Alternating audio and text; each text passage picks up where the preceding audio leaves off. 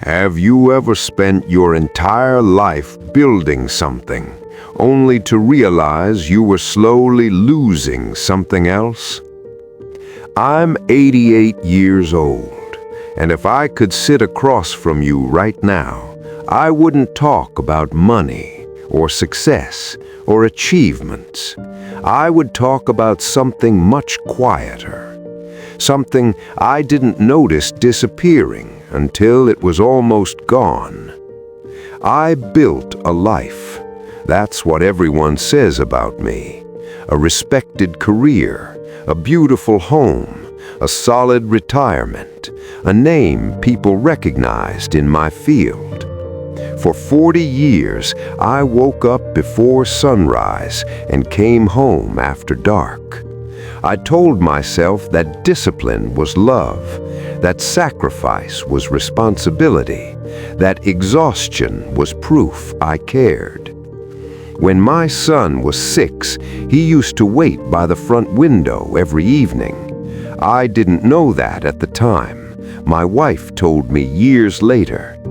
He stands there at 6:30, she said, every single day. At 6:30, I was usually in traffic, or finishing one more call, or reviewing one more document that felt urgent. Urgent things have a way of convincing you they matter more than everything else.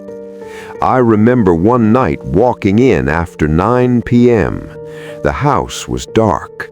My son had fallen asleep on the couch, still holding a toy car in his hand. I carried him to bed gently, and I whispered something I truly believed. I'm doing this for you. That sentence followed me for decades. I repeated it in boardrooms. I repeated it during missed birthdays. I repeated it when I canceled vacations. I thought if I built enough security, enough comfort, enough stability, it would make up for the absence. I thought love could be deposited like money, but love doesn't grow in bank accounts. It grows in presence. Years passed quietly. Soccer games I promised to attend and didn't. School plays I meant to see but missed. Weekend mornings that turned into just a few hours at the office.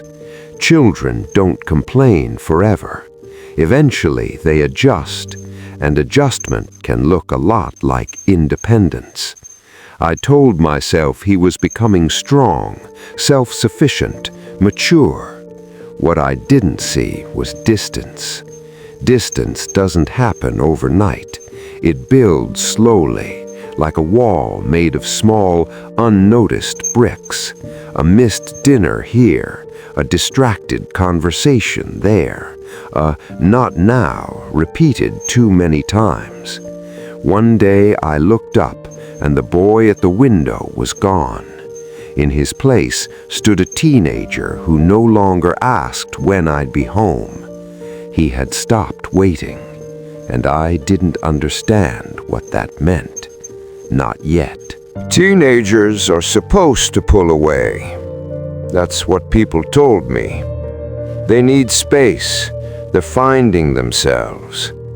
So when my son started spending more time in his room, when conversations became shorter, when "How was your day?" turned into "Fine," I accepted it. I even convinced myself it was healthy. What I didn't realize was this: he hadn't started pulling away at 16. He had started protecting himself at 8. There's a difference. One evening, I came home earlier than usual, for the first time in months. The house felt different, quiet, but not peaceful. My wife was in the kitchen. We spoke about groceries, bills, schedules, efficient, polite. Strangers can be polite too. I remember asking, "Where's he?" She said, "Out with friends." There was no accusation in her voice. That was the part that hurt. If she had been angry, I could have defended myself. If she had yelled, I could have argued. But calm acceptance? That's when you know something has shifted. I went upstairs to his room later that night. He was sitting at his desk, headphones on. I knocked. He looked up, not annoyed, not excited, just neutral. That neutrality I had never seen before. We talked for a few minutes, surface-level things, school, sports, plans. I tried to extend the conversation. He answered politely. Then he said, "I've got homework." And I stood there for a second too long, realizing I didn't know how to stay. I had mastered negotiations worth millions of dollars, but I didn't know how to sit in my own son's room without feeling like a guest. That's when it first crossed my mind. Maybe I had built something impressive and neglected something irreplaceable. But instead of slowing down, I worked harder. Strange, isn't it? When we feel something slipping, our instinct is often to double down on the very thing causing the loss.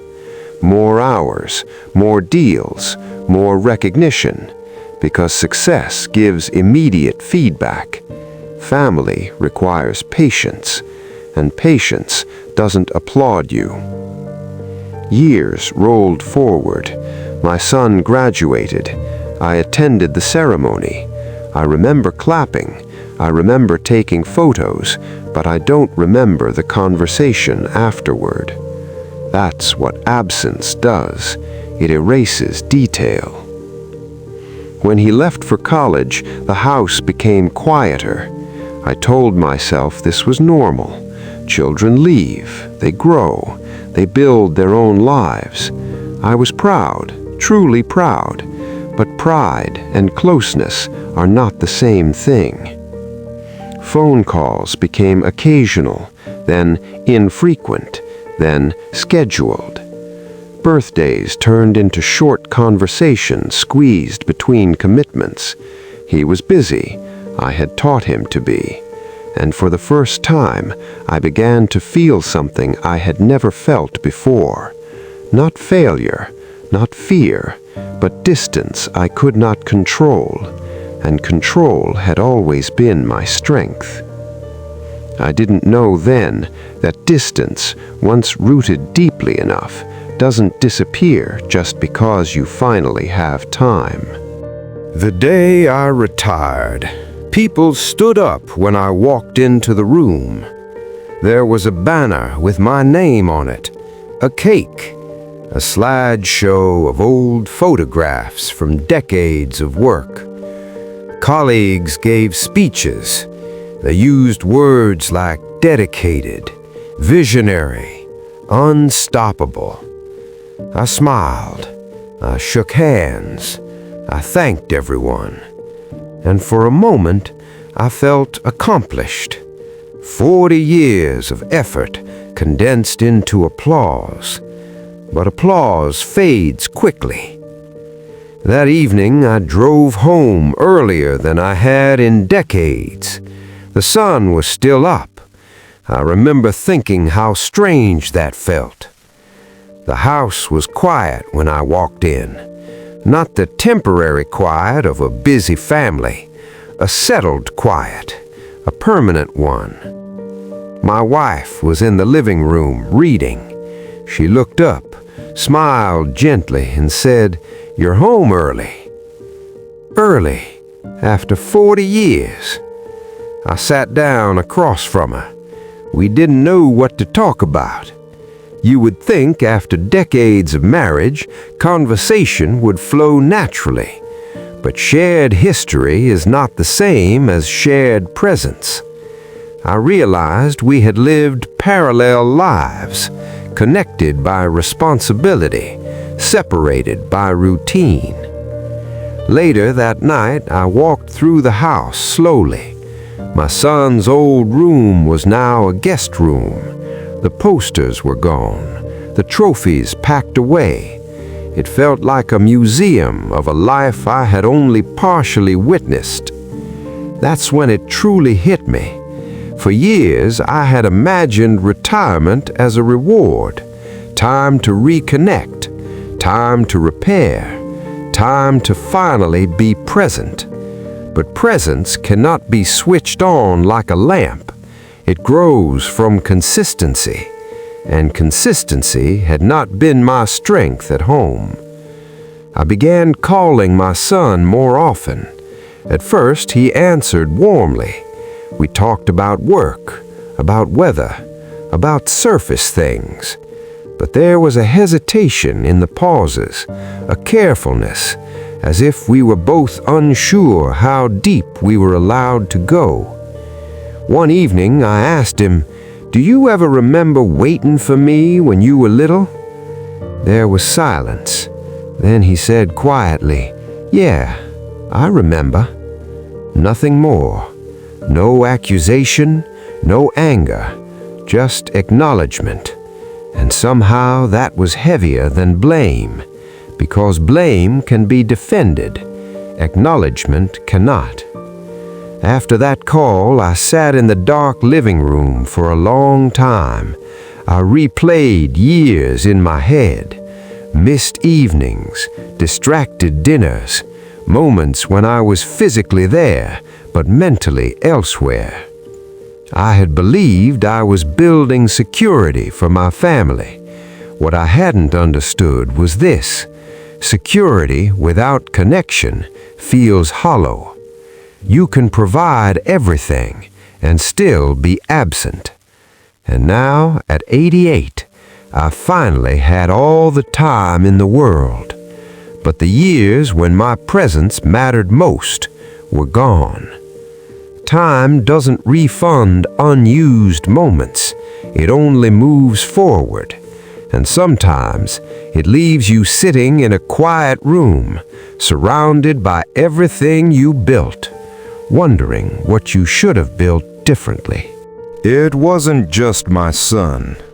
That's something I had to admit slowly. It was my wife, too. We never had a dramatic fight. No shattered plates, no slammed doors. Just a gradual thinning of closeness, like fabric wearing out thread by thread.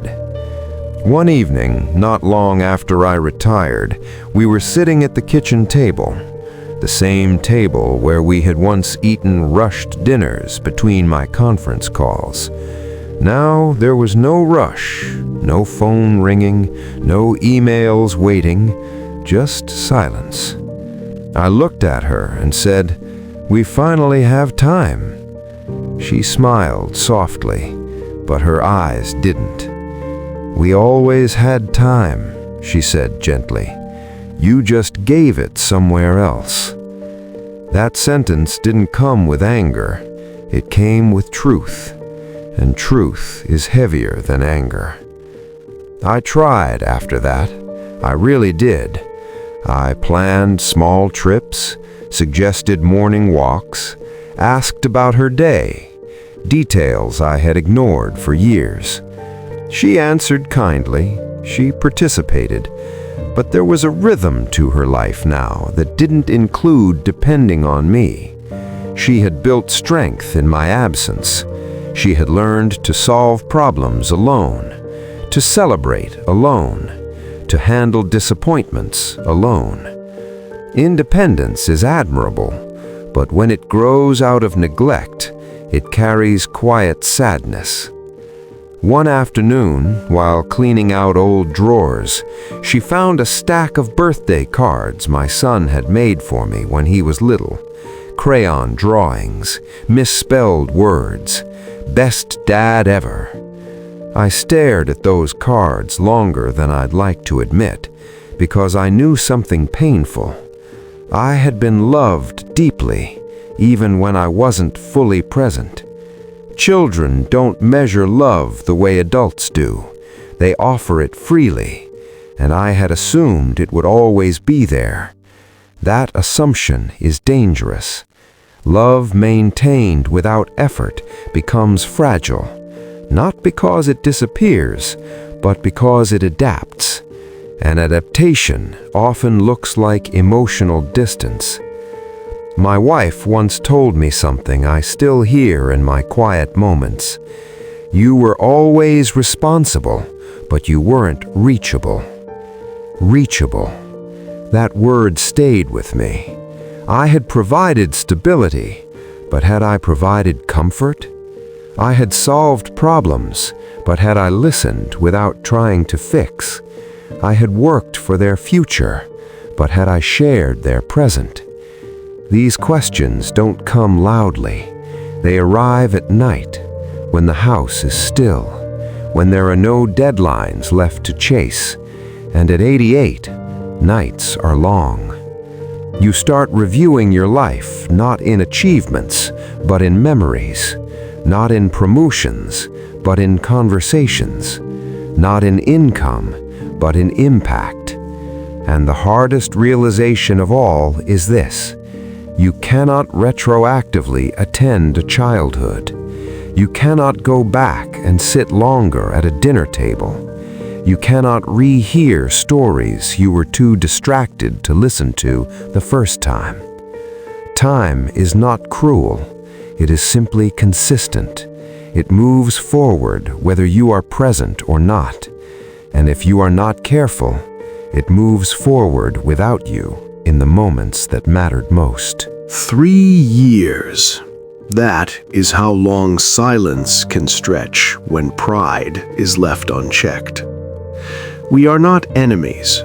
There is no shouting, no public drama, just distance.